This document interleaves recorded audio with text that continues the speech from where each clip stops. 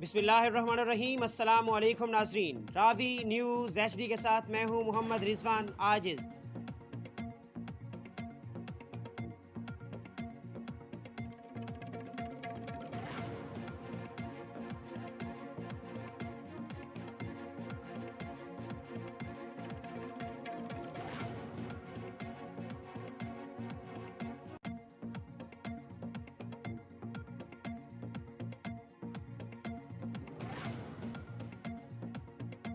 यहाँ पर रुक करेंगे ओकाड़ा का, जहाँ सानेहा मच के खिलाफ मुस्लिम लीग नून और अंजमन खुद्दाम आले अब्बास की एहतजाजी रैली। ओकाड़ा रैली का आगाज़ इमाम बारगाह ऐवान हुसैन एफ बलाक से हुआ।